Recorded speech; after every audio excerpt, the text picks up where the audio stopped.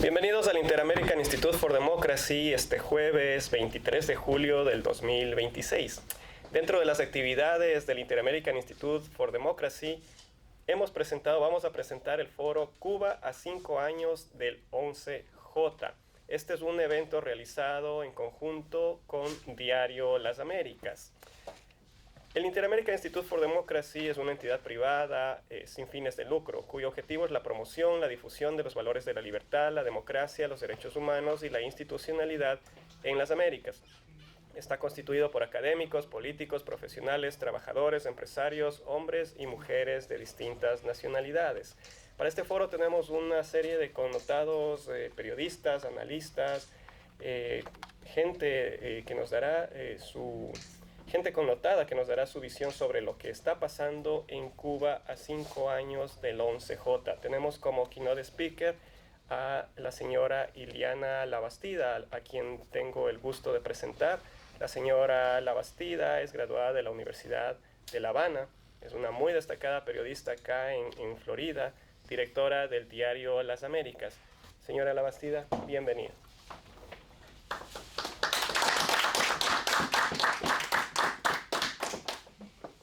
Buenos días a todos. Gracias, Francisco, por esa presentación. Gracias a todos los que nos escuchan en la mañana de hoy, conectados a través de las redes sociales en esta transmisión desde el Instituto Interamericano para la Democracia en Miami.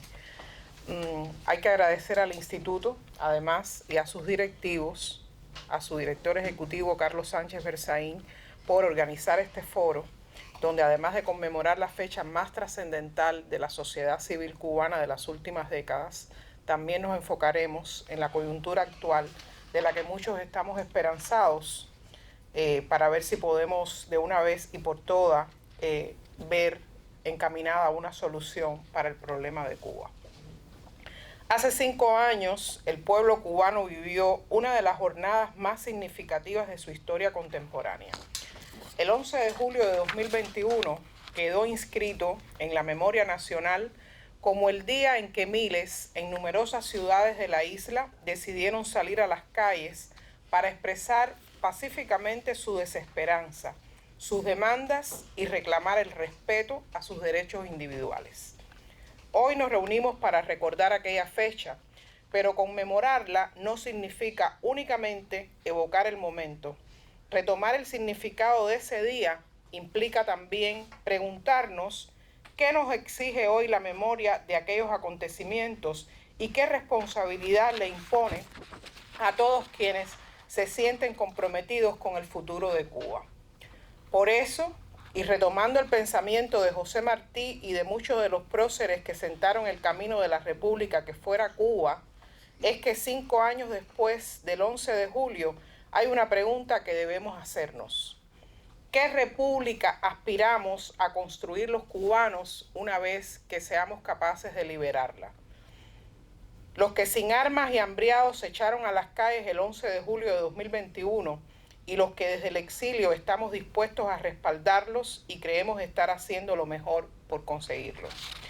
Porque el 11 de julio no fue solamente una fecha de protesta, fue un momento de revelación de una conciencia nacional que por mucho tiempo permaneció reprimida.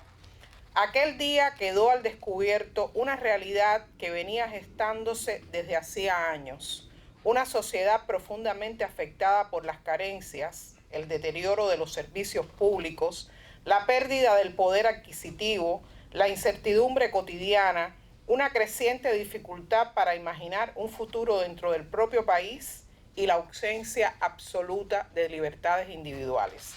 Lo que ocurrió aquel día expresó fundamentalmente una crisis de confianza de ese pueblo. La confianza es uno de los pilares sobre los que descansa una nación. Cuando los ciudadanos dejan de creer, pueden responder eficazmente, que las instituciones pueden responder eficazmente a sus necesidades o representar sus aspiraciones, la nación comienza a experimentar una fractura que trasciende la economía y alcanza el terreno de las ideas. 5 años después, las razones que dieron origen a aquella jornada de protestas en julio de 2021 han empeorado en Cuba. La inflación ha reducido al mínimo el poder adquisitivo de las personas. Alrededor del 90% de la población padece penurias y hambre. No hay medicamentos, el sistema de salud está colapsado. Los apagones alcanzan hasta 72 horas continuas. No hay servicio de agua potable. Y en ese contexto de crisis multisistémica, la inmigración alcanza dimensiones tales que afecta la estructura demográfica del país. Miles de jóvenes, agobiados por la crisis y la falta de libertades, consideran que solo saliendo de Cuba pueden aspirar a tener un proyecto de vida. Cuando una nación pierde de manera sostenida a una parte importante de su juventud, no enfrenta únicamente un problema demográfico, también se expone a un gran desafío para su propio porvenir como nación. Esa es la verdadera dimensión de la tragedia que hoy atraviesa Cuba. Por eso creo que el aniversario del 11 de julio no debe convertirse únicamente en una fecha para recordar, sino debe convertirse en una oportunidad para reflexionar sobre el país que debemos aspirar a reconstruir. Debemos aspirar a un país donde tengamos en cuenta que la dignidad en una patria nueva no puede ser una idea abstracta y precisamente por eso cada paso que demos debe estar encaminado a limpiarla de raíz, de todos los males y de aquellos que han fomentado los males para que millones de cubanos vivan privados de su dignidad. La dignidad significa que cada cubano pueda vivir de su trabajo con decoro, que pueda expresar sus ideas con respeto, que pueda participar en la reconstrucción del destino nacional, que pueda confiar en las instituciones, que pueda permanecer en su patria porque encuentra en ella las oportunidades para su vida. Ese es el desafío que tenemos por delante. 5 años después del 11 de julio, Cuba necesita, además de soluciones para sacarla de la asfixia económica, sobre todo, librarse del grupo que la mantiene secuestrada bajo un régimen totalitario. Necesita reconstruir la confianza entre sus ciudadanos. Necesita crear instituciones que ofrezcan garantías legales. Necesita superar la polarización entre cubanos que más de 6 décadas de dictadura ha fomentado ese régimen. Necesita reconocer que la nación es más amplia que cualquier diferencia de punto de vista. La república que imaginaron Martí y nuestros próceres continúa siendo un proyecto pendiente. Una república donde la ley sea garantía, donde la justicia inspire confianza, donde el diálogo conceptual respetuoso sustituya a la confrontación permanente, donde la diversidad no sea motivo de exclusión, sino expresión de la riqueza de una nación. Este es, a mi juicio, el verdadero significado del 5º aniversario del 11 de julio. No recordar únicamente lo que sucedió ese día, sino preguntarnos qué debemos hacer para que las futuras generaciones no hereden una nación marcada por la desesperanza, la inmigración y la división. Dentro de algunos años, los historiadores seguirán estudiando los acontecimientos ocurridos el 11 de julio de 2021 en Cuba. Analizarán sus causas, sus consecuencias y su lugar en la historia. Pero el juicio más importante no será el que escriban los historiadores, será el que construyamos nosotros con nuestras decisiones, porque el futuro de Cuba dependerá menos de cómo interpretemos aquel día que de nuestra capacidad para responder al desafío que esa fecha nos dejó. Por eso creo que el mejor homenaje que podemos rendir hoy a quienes protagonizaron el 11 de julio de 2021 no consiste únicamente en recordar el valor con que salieron a las calles, ni en mantener viva la memoria de aquella jornada. Resultado de aquella epopeya, todavía miles permanecen encarcelados y otros, por los métodos diseñados para excarcelarlos, la dictadura consigue presentarlos como elementos divisorios y provocar dudas. El mejor homenaje a 5 años del 11 de julio consiste en asumir con responsabilidad y con sentido de nación, poniendo a un lado los egos y las ansias de protagonismo, la tarea de pensar y diseñar estrategias concretas para liberar a Cuba. Hasta tanto no lo consigamos, esa debe ser la prioridad única de cada cubano. Muchas gracias.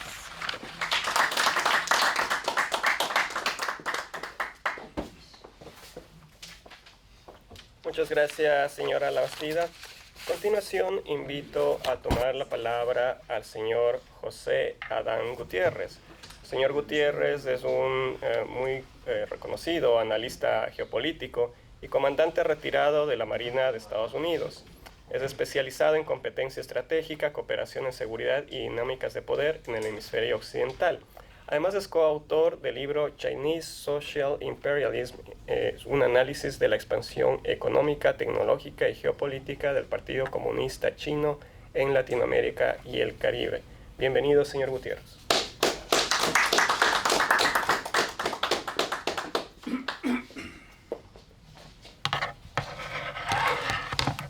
Bueno, después de esas palabras tan atinadas de la señora Ileana Labastida, si me permiten hacer una reflexión, solamente añadir que esa fecha del 11 de julio no significa solamente que el pueblo perdió el miedo en Cuba, por fin, sino también significa que el régimen comunista perdió la legitimidad ante la comunidad internacional.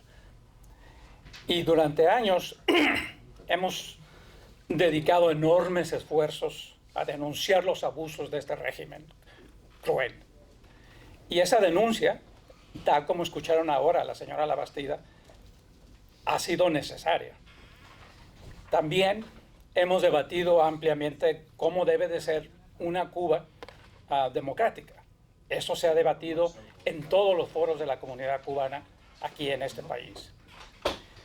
Pero desde el punto de vista mío, que soy oficial de inteligencia, retirado, gracias a Dios, y también planificador, la pregunta que sorprendentemente se discute muy poco es ¿quién ha planificado realmente los primeros meses de una Cuba en transición? ¿Dónde están los planes? ¿Dónde está el presupuesto? ¿Dónde está el personal asignado? Porque la libertad por sí sola no enciende las plantas eléctricas, no restablece el abastecimiento de agua, no reorganiza hospitales, ni reconstruye instituciones. Entonces, precisamente por esa razón, en el Miami Strategic Intelligence Institute hemos colaborado con varios elementos de la comunidad cubana, específicamente con el doctor Gutiérrez Boronat, para desarrollar una arquitectura estratégica de planes de reconstrucción nacional. No puedo proyectar la gráfica que tengo, pero básicamente si se imaginan una constelación con el Sol en el centro, y ese es el plan que el doctor Gutiérrez desarrolló, ¿verdad?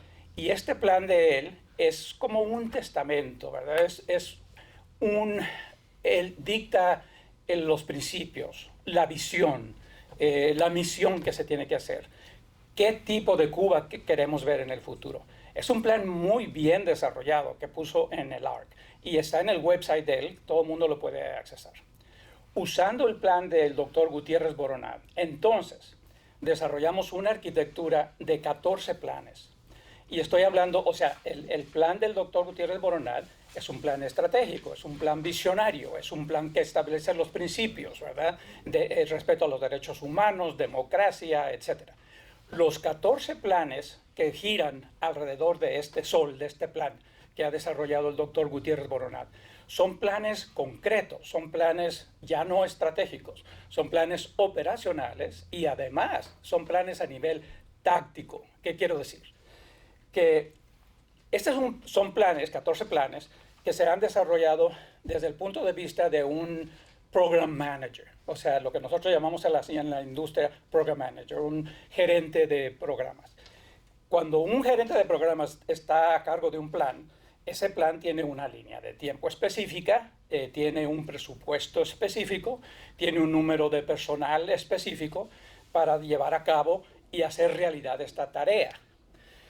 De estos 14 planes, voy a usar el número 1 como ejemplo. Y lo uso porque ese es el plan que yo me he dado de voluntario para desarrollarlo. Necesitamos 13 personas más para hablar de estos planes. En resumidas cuentas, el mío es cómo hacer la transición de los servicios de inteligencia y de seguridad. Desde el primer día, quién va a proporcionar los fondos, cómo se van a reclutar al personal, y esto se hace a través de contratos que se preestablecen dentro del gobierno, que se llaman IDIQ.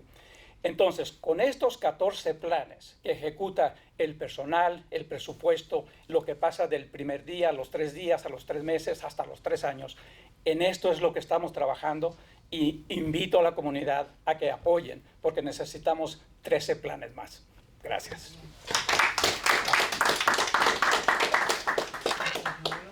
Damos las gracias al señor Gutiérrez. Simplemente recordarles a los oradores que tienen un tiempo de 5 minutos.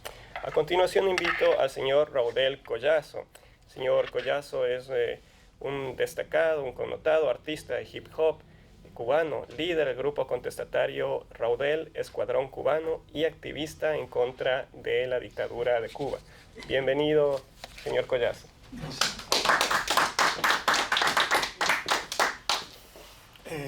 Buenos días, siempre es un honor estar compartiendo con excelentísimas damas y caballeros, y un honor que siempre me inviten y me tengan en cuenta un poco mi testimonio acerca de Cuba y su situación. Pareciera que los hechos que ocurrieron el 11 de julio iba a ser un fin por sí mismo de la decadencia de la dictadura. Pero va a ser que no. 5 años después demuestra que las causas que llevaron a las protestas y a las manifestaciones del 11 de julio están infinitamente peor. Cuba está en una situación infinitamente peor que el 11 de julio. Infinitamente peor en todo sentido. Incluso, desde la parte que más representa a la dictadura, que es la represión por tierra, mar y aire, estamos todavía peor. La dictadura se ha enquistado y se ha bunkerizado de una manera absolutamente mega radical. La única respuesta que tienen a las exigencias del pueblo cubano es represión, represión y más represión. La arbitrariedad y la absoluta intolerancia del régimen con los cubanos que no soportan más. Ojo, no soportan más porque la situación de Cuba es absolutamente, lo hemos dicho muchas veces, pero vale la pena reiterar que la situación de Cuba a día de hoy es absolutamente insostenible para un ser humano normal. Yo tengo mi familia en Cuba, yo sé de lo que hablo, sé un poquito de esto, viví toda la vida en Cuba, me opuse dentro de la isla a la dictadura, pagué las consecuencias, tuve que marchar al exilio, pero mi familia entera, yo estoy solito acá, mi familia entera está ahí. Y tomarle el pulso a la nación cada día a través de tus familiares, de tus amigos, hablar con ellos, es absolutamente insostenible. Para cualquier persona normal no se imagina cómo es que están sobreviviendo los cubanos cada día. Y hay que ponerle un fin, hay que ponerle un fin. Y no es de una manera retórica, sino de una manera práctica objetiva. Hay que ponerle un fin a la dictadura cubana. Hay que ponerle un fin a ese sistema de cosas. Porque mientras la dictadura está buscando vías de escape, está tratando de buscar un poco más de oxígeno para mantenerse en el poder, los cubanos están pasando una situación extremadamente dura. Cortes de corriente, ya no de 8 horas, ya no de 10, 40, 44, 46 horas sin corriente. Que tú lo dirás fácil, pero 44, 40 horas sin corriente con todo lo que eso implica. Alimentación, problemas con el agua, etc. Entonces, cuando los cubanos quieren de alguna manera buscar la manera de protestar y exigirle a la dictadura y al régimen que le solucione, vamos, lo más básico, ellos responden con intolerancia y represión. Y en el 2026, que todavía la comunidad internacional no haya tenido una posición absolutamente unilateral contra la dictadura cubana y contra el régimen de La Habana, es también intolerable. Porque ahí están muriendo gente. Que eso no sale en las estadísticas, pero ahí están muriendo gente, y están muriendo gente de hambre, están muriendo gente de inanición. Porque hay gente que no tiene no tiene ni opción de una comida al día, ni de una comida al día. Los jubilados, el dinero, la miseria de dinero que le paga la dictadura no le alcanza absolutamente para nada. ¿Qué pasa con ellos? Son cosas muy puntuales que a veces que nos olvidamos y vamos a lo macro, lo que está haciendo la dictadura. Pero las cosas puntuales es que lo que está pasando a ese pueblo es terrible, es infernal. Y de alguna manera tenemos que salir de eso ya, por las vías que sea. Y no lo digo yo, el pueblo cubano está dispuesto a pagar el precio que sea por salir de la dictadura. Más allá de la propaganda, del régimen, estas son palabras y el sentir de los cubanos con los que uno habla día a día, porque gracias a Dios, por mi arte, por mi música, por mi activismo y por los tantos seguidores que tengo dentro de la isla, hablo con mucha gente en Cuba. Y están dispuestos a pagar el precio que sea por salir de la dictadura. El que sea. A ese límite han llegado a ese pueblo. Libertad para todos los presos políticos, fin de la dictadura y muchas gracias.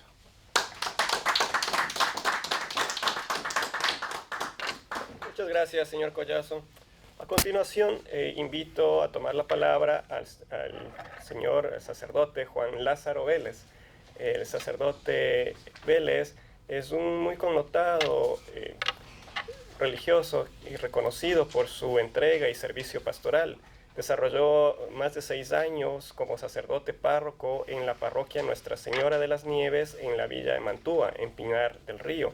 Salió de Cuba a los Estados Unidos de Norteamérica hace algunos años y actualmente colabora con sus escritos en la revista El Diario de las Américas. Con gran honor y respeto al exilio cubano, su obra siempre está al servicio de la libertad. Bienvenido, reverendo Vélez.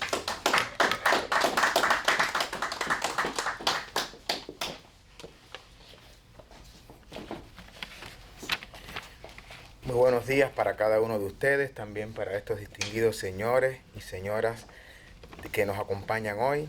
Permítanme comenzar también expresando mi más sincero agradecimiento al Instituto Interamericano por la Democracia, por esta amable invitación, por mantener siempre viva la perseverancia, la firmeza y la esperanza por la causa de la libertad en todo nuestro continente.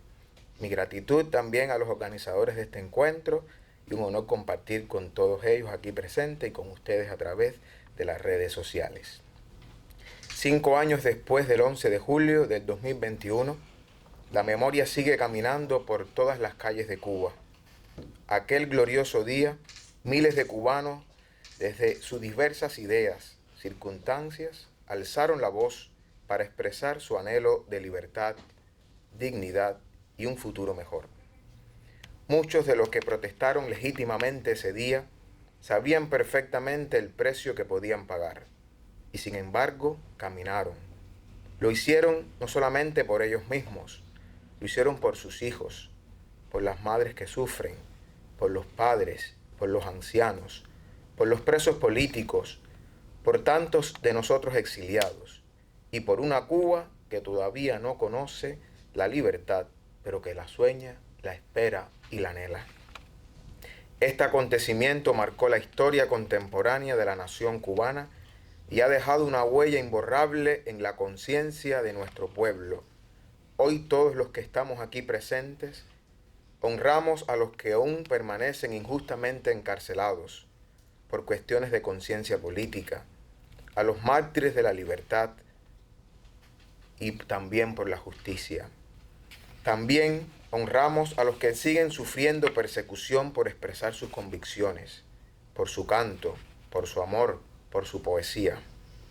Como hombre creyente, encuentro una profunda enseñanza en las palabras de Jesús. La verdad les hará libres. En Juan capítulo 8, versículo 32. Y Cuba será libre, hoy, prontamente, con la ayuda de todos nosotros, con la ayuda de hombres y mujeres de bien. Que este aniversario no sea solamente un recuerdo, sino un llamado a la conciencia cívica, también a un compromiso responsable de los que vivimos en el exilio para seguir juntos luchando por la libertad de nuestra gente. Recordemos, hermanos, que la patria nos contemplará siempre orgullosa con la fuerza de la verdad, el coraje, la firmeza en la esperanza cierta de la libertad. Feliz aniversario del despertar de conciencia cívico nacional. Viva Cuba libre, Dios, patria y vida.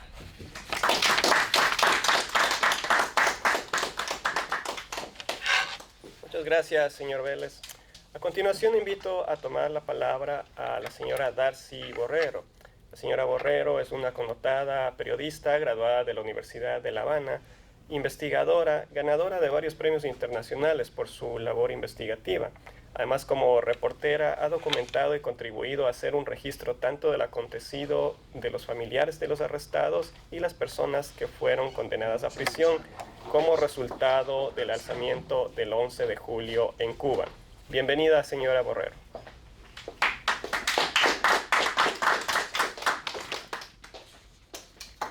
Hola, sí, muchas gracias por una vez más darme la oportunidad de expresar algunas ideas en torno a lo que ha sido la deriva de este 11 de julio de 2021. Y bueno, 5 años después, lo que podemos decir es que las condiciones que nos llevaron a las protestas masivas antigubernamentales en Cuba en 2021 no solo permanecen intactas, sino que la calidad de vida ha sufrido un deterioro sistemático. Podemos hablar de la situación de los hospitales, de la situación en sí de la salud pública, los accesos a la alimentación también. Y eso lo vemos quienes tenemos familiares en Cuba día a día, cuando conversamos con ellos, pero también cuando tenemos la oportunidad de reunirnos por algunos días. Vemos llegar cada vez a personas más deterioradas, que son nuestros familiares y que padecemos casi como ellos esta situación, aunque por supuesto desde el exilio podemos solo acompañarlos y no solo lamentarnos por lo que está pasando, sino alzar nuestras voces por nosotros y por ellos especialmente. Sigo creyendo que la situación de Cuba compete especialmente y casi exclusivamente a los cubanos. La libertad de Cuba depende de nuestras voluntades y de nuestra capacidad de unidad, de acción. Aún así, siempre digo que un apoyo de nuestro exilio, que al final somos nosotros mismos las personas que hemos tenido que huir del país por motivos políticos, esa ayuda, esa mano, desde Martí hasta nuestros días, sigue siendo una necesidad. Ahora bien, a 5 años del 11 de julio y del 12 de julio, porque me gustaría también resaltar, como casi siempre hago, el episodio de la protesta de La Guinera, que era el barrio donde yo vivía, pues a 5 años de esa protesta, que fue una de las mayores, donde 96 personas, vecinos del barrio, terminaron encarcelados y padeciendo largas condenas de prisión, pues estas continúan todavía en detención, muchas de ellas cumpliendo todavía estas largas sanciones, a pesar de las intervenciones que ha hecho la Iglesia, la mediación religiosa, a través de la Santa Sede, del Vaticano. Hemos visto excarcelaciones parciales y luego estas personas, incluso de alto perfil, en algunos casos porque sus familias han hecho denuncias sistemáticas, pues han sido retornadas también a prisión. Ha sido un juego de gato y ratón, de ver cómo se mantiene distraída a la opinión pública internacional a través de los aparatos de propaganda del régimen, mientras en la práctica un día salen y perfectamente unas semanas después pueden volver a prisión. Por eso no hablamos de liberación plena, hablamos apenas de excarcelaciones y en este sentido provisionales. También siempre me gusta honrar la memoria de Diubis Laurencio Tejeda, ese cubano que salió a protestar en el mismo barrio que mencionaba y terminó siendo no solo reprimido, sino también perdiendo la vida, asesinado a manos de un teniente, Joaquín Pelegrín. Y hoy, desafortunadamente, no podemos hablar por esa persona, pero sí podemos seguir denunciando la forma en que el régimen acabó con su vida. También hubo heridos y eso hay que destacarlo, que denunciarlo. Entre los heridos hubo menores de edad. Siguen saliendo casos a estas alturas que no fueron documentados inicialmente, precisamente por el temor a represalias que se mantuvo entre quienes protestaron en La Guinera y sus familiares cercanos, porque también hay que resaltar que son esas personas del entorno cercano a quienes protestaron también vulnerables. Son sujetos de la represión activa, de el miedo, el silenciamiento, la coerción psicológica, con efectos a corto y largo plazo para todas esas personas. Entonces, las represalias del régimen también debemos denunciarlas y este espacio me parece uno de los más indicados para hacerlo. Desde el Instituto Interamericano por la Democracia seguimos haciendo estas denuncias. También hay un perfil que me gustaría destacar y es el hecho de las mujeres, que son las mujeres que han estado en el centro de los debates, de las protestas, mujeres que no solo fueron las que protestaron, y hay un levantamiento, hemos hecho reportajes periodísticos sobre estas mujeres que están privadas de libertad, algunas de ellas a estas alturas, sino que también me refiero a las mujeres que acompañan, cuidan, que hacen ese trabajo silencioso y no remunerado de acompañar a sus presos políticos, y que si la lucha por la libertad de Cuba tiene que incluirnos a todos, pues especialmente también a las mujeres. Por eso pienso en un futuro de Cuba con el ideal martiano de que sea con todos y para el bien de todos, en el que entremos todos, pero especialmente el todas. Quisiera una patria con ese sentido de matria que mencionamos en la actualidad, en la contemporaneidad, y me gustaría que fueran esas voces femeninas, esas voces de tantas mujeres valerosas, las que también impulsaran esta causa y esta lucha por la libertad de Cuba. Gracias por el espacio.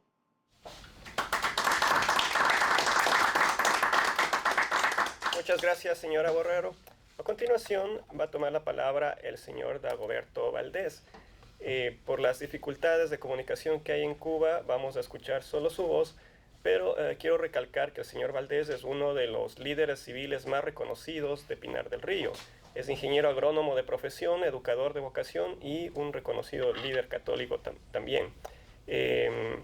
Actualmente dirige la revista digital Convivencia, es ensayista y editor de revistas socioculturales. Bienvenido, señor Valdés. Manifestaciones del 11 de julio de 2021 en Cuba, podemos sacar lecciones, debilidades, actualización y necesidades.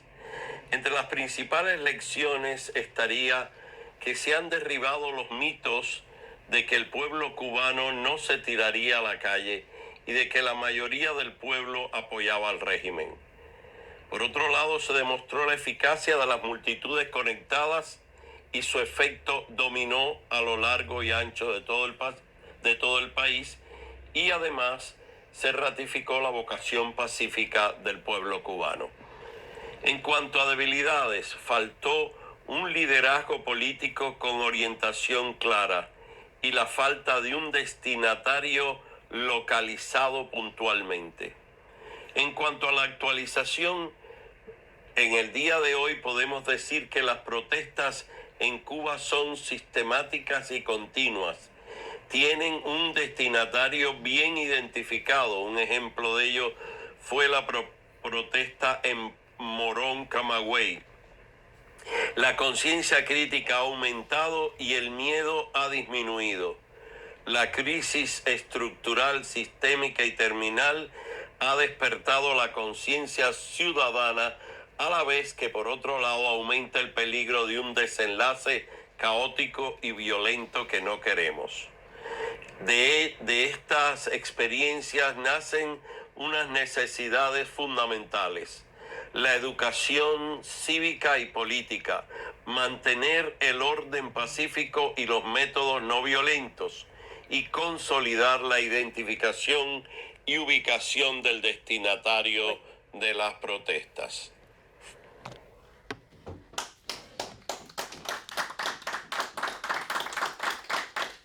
Muchas gracias, señor Valdés. A continuación, invito a tomar la palabra al señor Fran Rodríguez. El señor Rodríguez es un connotado político cubano, politólogo cubano.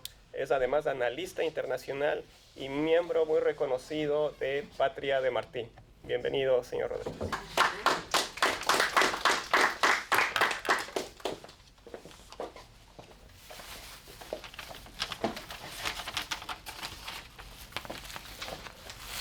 La relevancia del 11J tras 5 años. Un joven cubano de 16 años de edad, quien obviamente había sido educado en un aula donde cada mañana es obligatorio jurar pioneros seremos como el Che, sale a la calle viendo cómo sus mayores están protestando contra el único gobierno que este joven ha conocido. Ya en años anteriores, este joven había oído quejas en su casa entre sus compañeros de clase sobre la clase gobernante en Cuba, percatándose de la hipocresía existente en el paraíso del proletariado. De todas maneras, este joven pensaba que salir a expresarse en la calle, que es de Fidel, era una forma de solidarizarse con sus mayores que experimentaban el comunismo en su vida cotidiana, teniendo que resolver, o sea, encarar la falta de comida y de medicinas de la forma que sea. Siendo claro para este joven, como para todo el mundo, lo que significa la frase en Cuba no es fácil, que caracteriza a Cuba hace 67 años. El joven termina preso. Lo fueron a buscar a su casa. Tenían fotos que acreditaban que el joven, con los brazos al aire, había gritado libertad. Para sorpresa del joven, de inmediato constató que todo lo que había oído hablar sobre la represión en Cuba era verdad. El joven sigue en prisión. Y este es un motivo por el cual es relevante que hoy estemos hablando del 11J. Si las cosas estaban mal, muy mal, hace 5 años, eso no se compara para nada con el día de hoy, en que los cubanos viven en el sultanato oscuristán. Al oscurantismo ideológico se le han unido apagones que tardan días, falta de agua, fin de transporte con gasolina o diésel y falta de higiene en los hospitales de la potencia médica. Y ni hablar de la basura que se acumula en las calles de Fidel.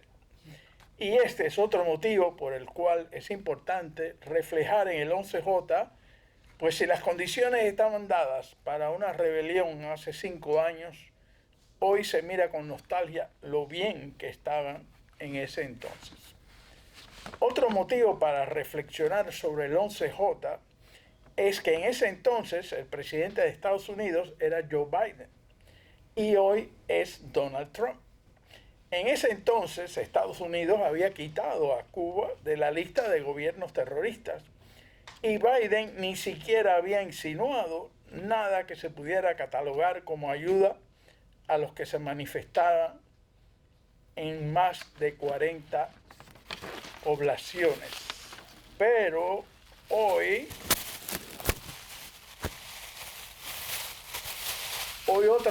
otro gallo canta en Cuba.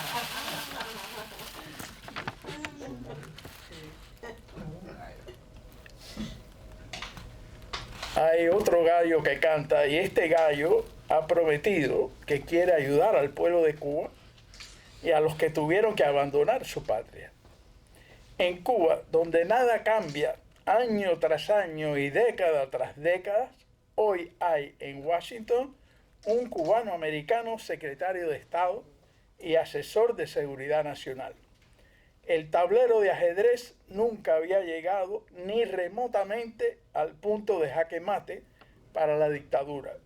Luego entonces, una protesta similar hoy por hoy recibiría una asistencia de Estados Unidos que nunca otra administración pudiese suministrar. Y por eso pronto en Cuba los niños no dirán seremos con el Che, cantarán kikiriki, cantaba el gallo, kikiriki por la madrugada. Gracias.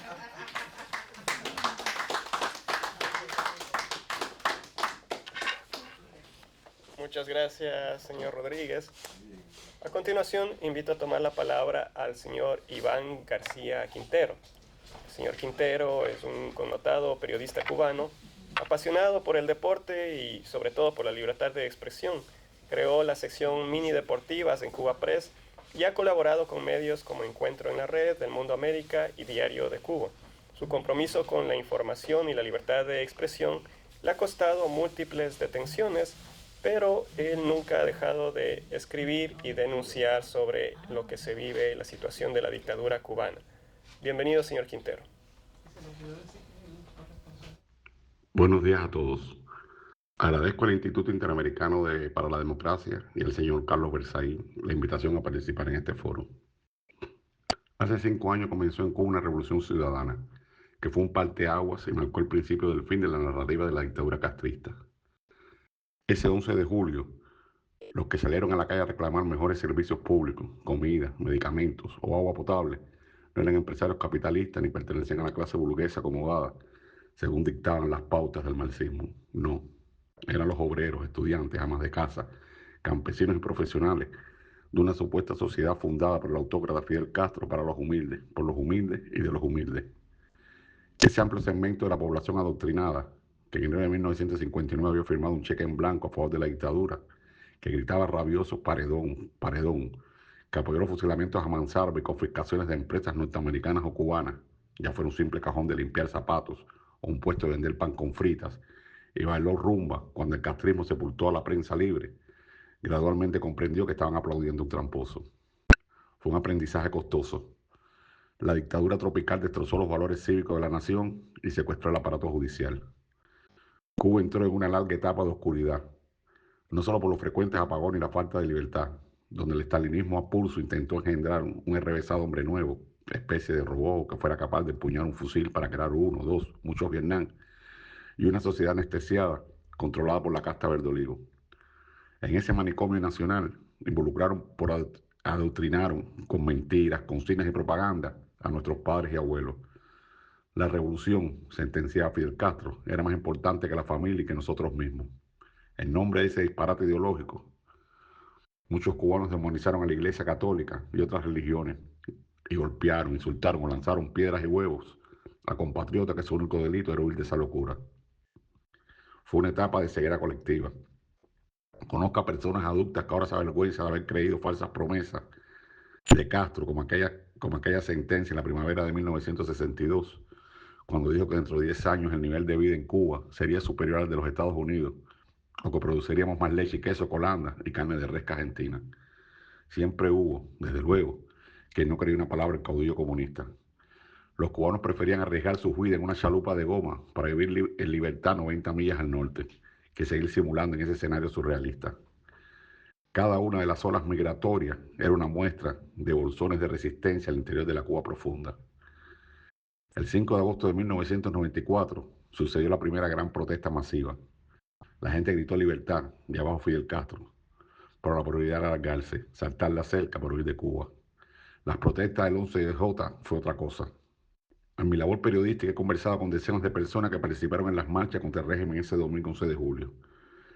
Nadie podía sospechar lo que ocurriría en la mañana de ese día en un pueblo a 45 kilómetros al oeste de La Habana, llamado San Antonio de los Baños. Pero nada sucede al azar. Desde 2019, debido a la crisis multisistémica, la economía y los servicios públicos comenzaron a colapsar, al igual que las producciones agrícolas e industriales. El país entró en reverso.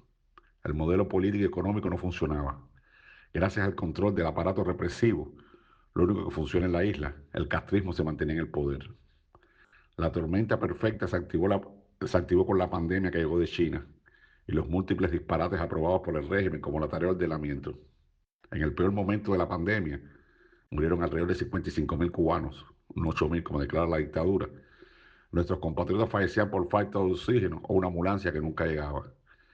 La gente comía poco y mal y fuera de La Habana ya comenzaban los extensos apagones. Internet y las redes sociales, por efecto dominó, extendieron las protestas a más de 60 poblados de la Cuba profunda. Más de 150.000 cubanos, siendo conservador, salieron a las calles a reclamar libertad y condenar en duros términos al testaferro Miguel Díaz-Canel, designado como presidente por el dictador Raúl Castro. El 11J tuvo como antecedente las protestas del movimiento de San Isidro, liderado por el activista Luis Manuel Otero Alcántara. Ese día se comprobó que la correlación de fuerza había cambiado para siempre. El régimen anciano, como el rey desnudo, quedó en evidencia. La gente comprendió que durante 67 años muchos apoyaron a un cartero oligarca y mafioso que administraban el país como si fuese su finca privada. A 5 años del 11J, los cubanos no pueden precisar una fecha exacta del derrocamiento de la dictadura y el comienzo de una transición hacia la democracia. Nadie sabe el cuándo o el cómo, pero el cubano a pie, que sufre grandes carencias, apagones de 2 o 3 días, tiene la certeza que el cambio en la isla es cuestión de tiempo, más pronto que tarde. Muchas gracias a todos.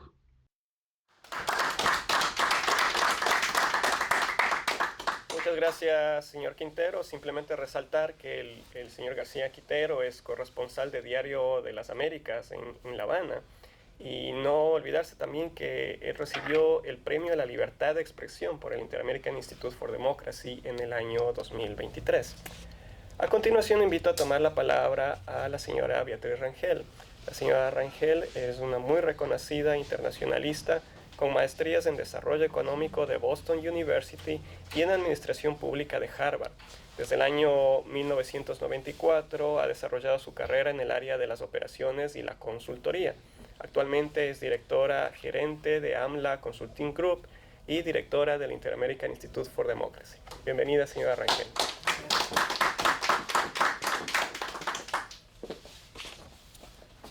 Muchas gracias, Francisco. Hoy reflexionamos sobre Cuba a 5 años del 11 de julio. La noticia central de la primera página del Diario de las Américas del miércoles 22 de julio de este año es el reinicio de envíos de ayuda humanitaria a Cuba desde Estados Unidos, en cumplimiento del anuncio del secretario Rubio, quien declaró que el gobierno de Estados Unidos habría destinado $100 millones para estos propósitos. La ayuda será enviada a Cáritas y otras organizaciones religiosas para su distribución en Cuba. Sabido es que en la actualidad el 90% de la población de Cuba está sometida a la oscuridad perpetua y a una escasez de alimentos que les lleva a realizar solo una comida por día. Los hospitales carecen de medicinas e insumos mínimos para operar y el transporte entre ciudades y hacia el exterior simplemente no existe. Bajo estas condiciones, realmente es imposible pedirle a un pueblo que salga a deshacerse de un régimen. Esto nos lleva a pensar, ¿dónde está la diáspora cubana? ¿Por qué no ha salido de frente y con fuerza a socorrer al heroico pueblo de Cuba? ¿No se da cuenta que ya pasó el tiempo del cabildeo? Que estamos en el tiempo de salvar al único protagonista de la historia, que es la sociedad civil que alimenta a una nación. Hace 5 años la sociedad civil cubana se lanzó a la conquista del Estado cubano.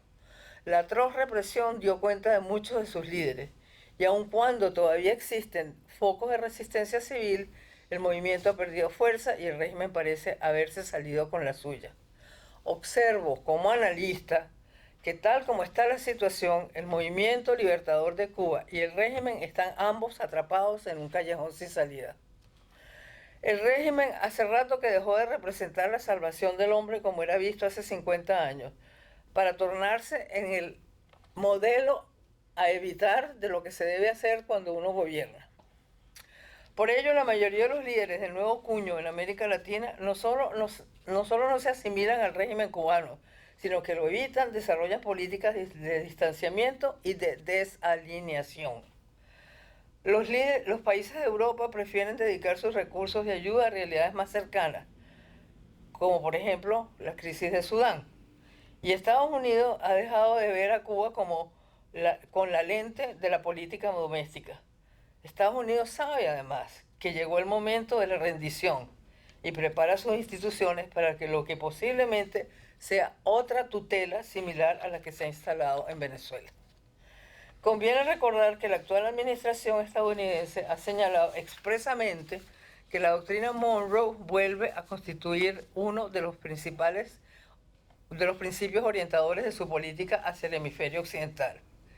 Esta referencia no es un simple ejercicio retórico, invita a reconsiderar una tradición de pensamiento estratégico que históricamente ha concebido la estabilidad del continente como un interés vital para los Estados Unidos. Y en ese contexto resulta pertinente recordar que la doctrina Monroe estuvo acompañada desde el año 1904 por el corolario Roosevelt. En su mensaje anual al Congreso, el presidente Theodore Roosevelt sostuvo que en circunstancias excepcionales Estados Unidos podía asumir un papel activo para preservar el orden y la estabilidad en el hemisferio cuando estos se vieran seriamente comprometidos, especialmente en aquellos casos donde había malos gobiernos. Naturalmente, el sistema internacional del siglo XXI es muy distinto al de comienzos del siglo XX y nadie puede afirmar que aquel principio vaya a reproducirse en los mismos términos ahora. Sin embargo, constituye un antecedente histórico relevante para comprender la lógica con la que Washington podría abordar un eventual escenario de transición en Cuba. Si ese fuera el caso, la pregunta deja de ser exclusivamente ¿qué hará Estados Unidos? Y pasa a ser ¿qué debe hacer desde ahora la sociedad civil cubana para estar preparada cuando llegue ese momento? A mi modo de ver, los líderes de la sociedad civil de Cuba tienen ante sí una oportunidad de oro, porque claramente que los Estados Unidos lo que busca es la estabilidad y el orden. Ninguno de esos atributos puede ser garantizado por el régimen o por la diáspora, de manera que el interlocutor central de este drama es la sociedad civil que está en Cuba. Tampoco tiene, por lo tanto, la diáspora algo que ver con este aspecto. De allí que mi recomendación es que abran canales de comunicación independientes de cualquier otro agente y presenten a los representantes del Estado de Estados Unidos sendos planes para garantizar la estabilidad y el orden ciudadano. Hay que traer acá a colación la conversación del general MacArthur con el emperador de Japón. En ella, MacArthur le indicó que el rol de Estados Unidos se limitaba a asistir al pueblo de Japón en la construcción de una democracia firme. La respuesta del emperador fue clara. La sociedad civil japonesa sabrá lo que tiene que hacer. Para que en Cuba se construya una democracia firme, es necesario darle participación y responsabilidades a la sociedad civil. La sociedad civil, por su parte, debería contar con planes organizativos firmes que le permitan a Estados Unidos sentir que el operativo de transformación del régimen de Cuba tiene bases sólidas porque cada ciudadano va a remar en la misma dirección.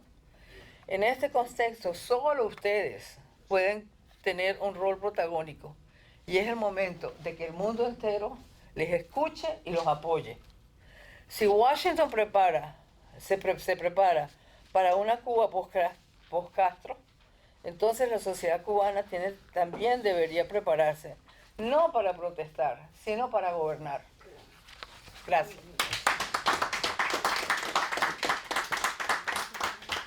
Muchas gracias, señora Rangel.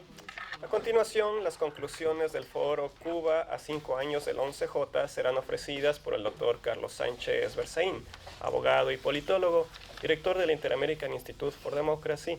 Ha sido ministro de la Presidencia, de Gobierno y de Defensa, además de diputado nacional en la República de Bolivia. Bienvenido, doctor Berzaín. Gracias.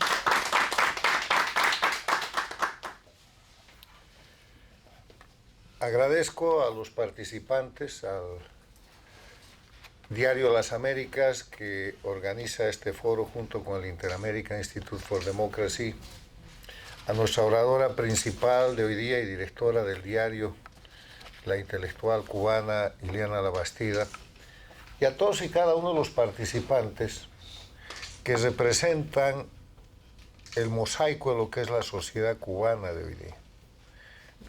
o algunos de ellos mucho tiempo en el exilio, otros recién llegados, otros son exiliados del 11 de julio, pero todos grandes luchadores por la libertad y con una visión que se ha expuesto aquí sobre lo que pasa en Cuba a 5 años de ese momento extraordinario, que se ha denominado la fecha más trascendental de la sociedad civil de Cuba contra la tiranía, el momento en que el pueblo cubano cambió el eslogan del castrismo, patria o muerte, por el de patria o vida, y reclamó libertad.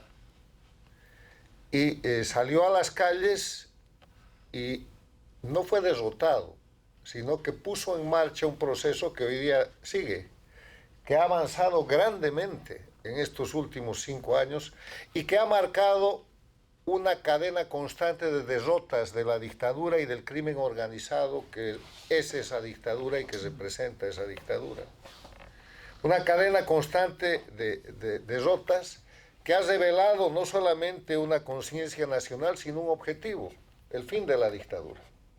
La libertad de Cuba quiere decir el fin de la dictadura, el fin del castrismo, el fin del oprobio que somete no solamente al pueblo cubano, sino que ha ensangrentado y sometido a todas las Américas y otros países extracontinentales en los más de los últimos 67 años después de que el castrismo tomó el poder en Cuba. Las víctimas de la dictadura cubana no son solo el pueblo cubano, son los pueblos de las Américas, son esos pueblos invadidos por guerrillas, Bolivia el 67, la creación de las FARC, la creación de los ejércitos de liberación nacional, la creación del sandinismo, la creación de los montoneros, de los tupamaros, la creación de Sendero Luminoso, la creación del MRTA en el Perú. Todos esos grupos criminales, después convertidos en narcotraficantes, asesinos y terroristas, de los cuales hoy día están en operación las FARC y el ELN en Colombia, y de los cuales se han convertido en operación política en el siglo XXI, todo el resto. Los montoneros y los tupamaros han tomado el gobierno en el Uruguay y en la Argentina. Miren qué pasó con Pepe Mujica en el Uruguay y qué pasó con los Kirchner en la Argentina. Los narcotraficantes han tomado el poder en Bolivia. Miren lo que pasó con Evo Morales y Arce Catacora.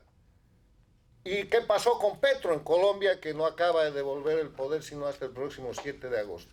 Todo es eso obra del crimen organizado liderando la expansión de la lucha contra la civilización occidental a título de antiimperialismo desde hace 67 años. Y tal vez el país más importantemente agredido, que por su fortaleza se ha sentido poco impactado, es Estados Unidos. Hay que recordar que la primera gran crisis de importancia fue la crisis de los misiles.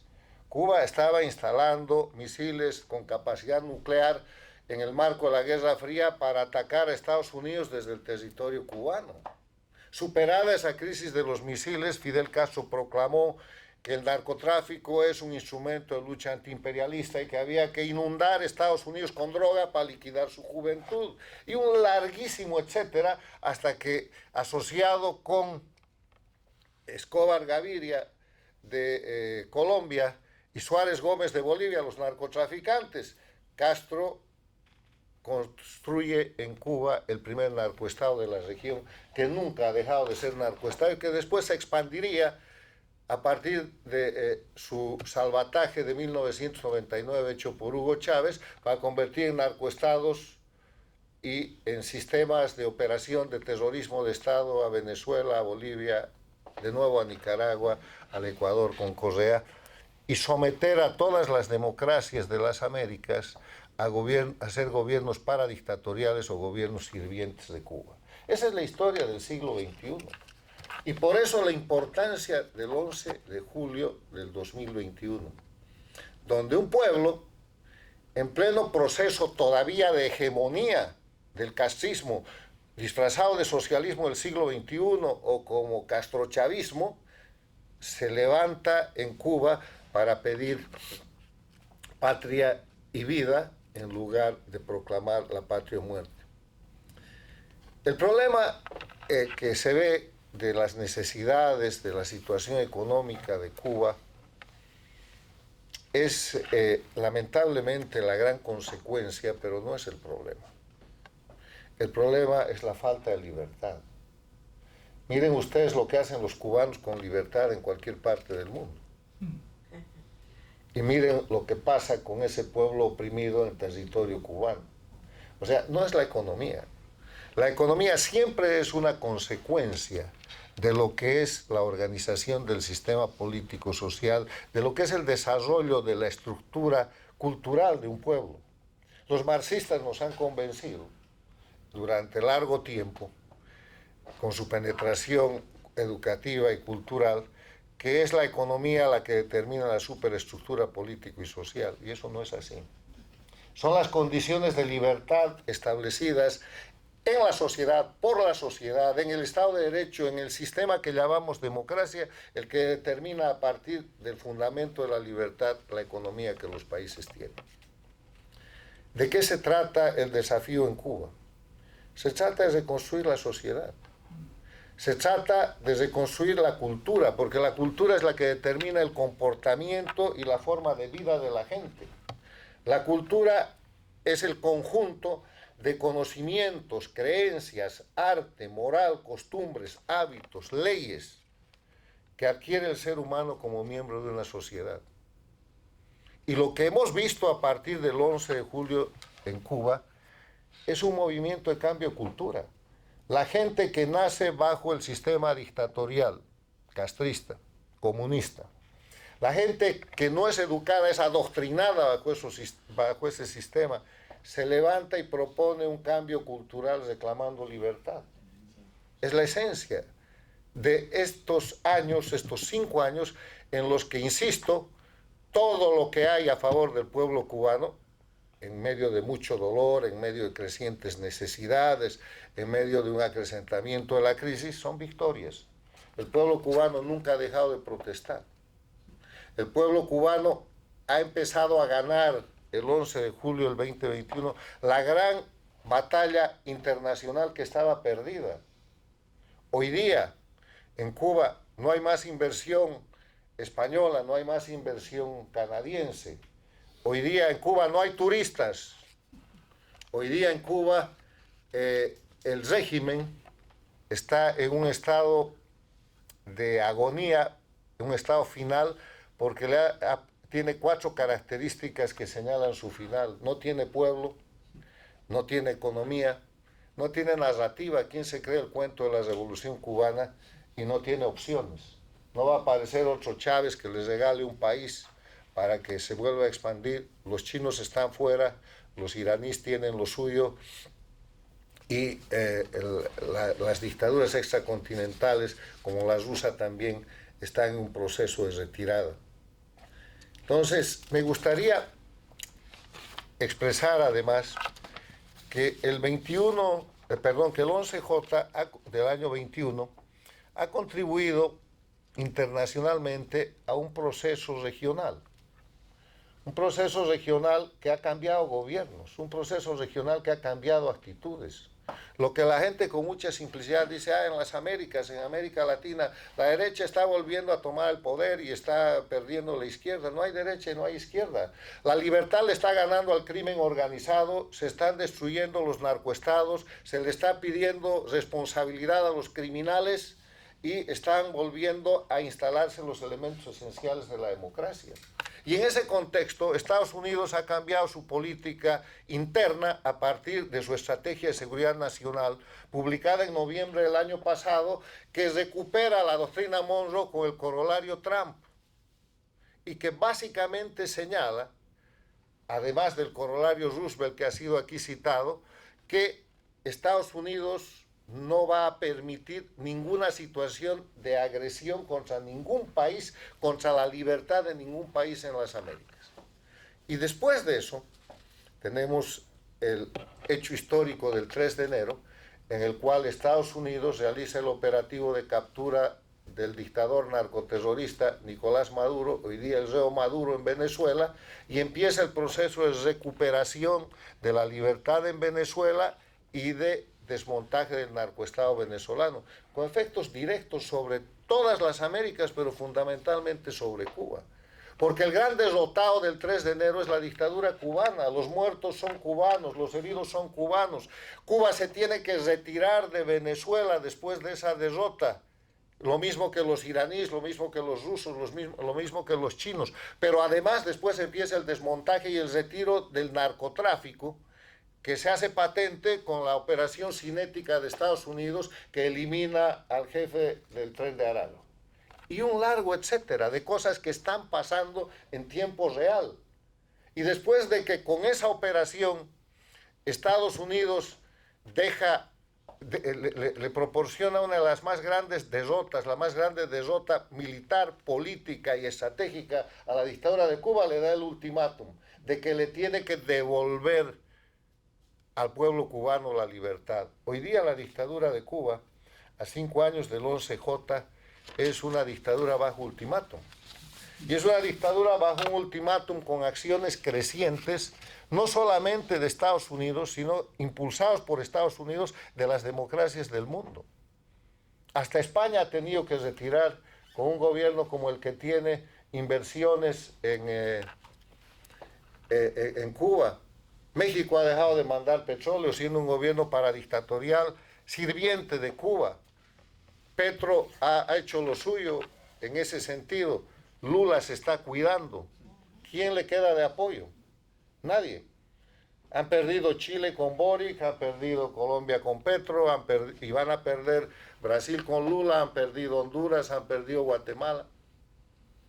Cuba está sola y está en el estado final, la dictadura de Cuba.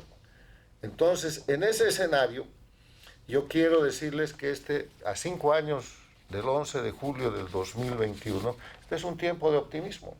Estamos presenciando la fase final de la dictadura cubana. Y la dictadura cubana sabe que tiene que elegir entre la opción que le dieron a Chávez, de que se vaya con impunidad, de que se exilien en algún país y de que salven lo que se han robado y el poco tiempo de vida que les puede quedar, porque son un conjunto de gente de avanzada edad y además sus familias que han vivido siempre la corrupción y del terrorismo de Estado, cosa que no hizo Maduro y que ahora debe estar reflexionando sobre eso en las cárceles de Nueva York. Esa es la primera opción. La segunda opción es que en cualquier momento se produzca un nuevo 11J y esta vez no tendrá el régimen cubano la complacencia que tuvo el sistema internacional. Una de las cosas que ha pasado es que la dictadura de Cuba reprime, pero reprime puntualmente. Aunque tenga fuerza física, no tiene capacidad política ni estratégica de una represión conjunta. El día que haga eso va a ser neutralizado por fuerzas internacionales. La otra opción es una operación internacional para la que parece estarse preparando Estados Unidos en el marco del ultimátum. Para eso les quiero pedir que ustedes revisen el documento que acaba de emitir el Departamento de Estado, que tiene 100 páginas, que se llama Cuba, la capital del comunismo del siglo XXI, donde se refleja que Cuba es el centro de agresión contra los Estados Unidos, no solamente con temas de inteligencia, sino con temas de violencia y de lo que hemos denominado y denunciado por años, que es la guerra híbrida.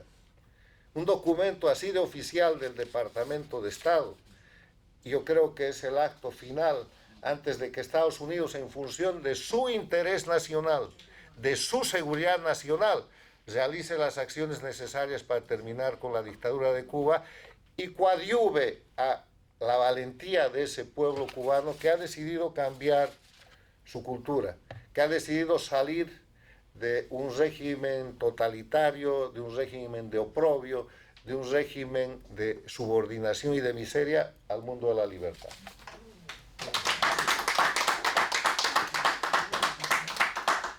Muchas gracias, doctor Berzaín. Con esto concluye el foro Cuba a 5 años del 11J. Agradecemos a los expositores, a las personas que participaron a través del internet y a quienes nos visitaron hoy en el instituto. Buen día.